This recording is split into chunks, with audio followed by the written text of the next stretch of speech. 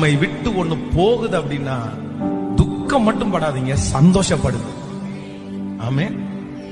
நம்மை விட்டு ஒண்ணு போகுதுன்னா நீங்க உண்மையா ஜெபம் பண்றீங்க தானே, கர்த்தரோட வாழ்றீங்க தானே, உங்களுக்கு ஒண்ணு கிடைக்கலையா, உங்களை ஒண்ணு விட்டு போகுதா, உண்மையிலே சொல்றேன் அது நன்மைக்கு தானே தவிர தீமைக்காக இருக்கவே இருக்காது.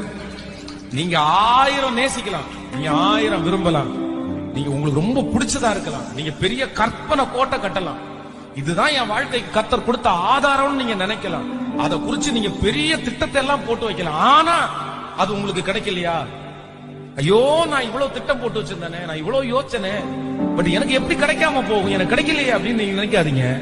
உங்களுக்கு கிடைக்காதது உங்களுக்கு நன்மை, உங்களுக்கு கிடைக்க போவதுதான் உங்களுக்கு ஆசீர்வாதம். அதுதான் ஆண்டவர் உங்களுக்காக வச்சது. அதை குறிச்சு எனக்கு கிடைக்காததை குறிச்சு எனக்கு கவலை இல்லை.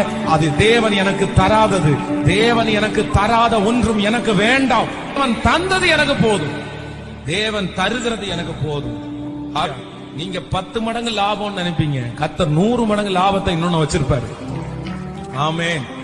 அது குறைவா இருந்தா கூட அதுல சமாதான கேடு இருக்கும், கர்த்தர் கொடுக்கறதுல சமாதானம் இருக்கும். அதனால என்னை விட்டு போனதை குறித்து நான் கவலைப்பட மாட்டேன். Download ShareChat.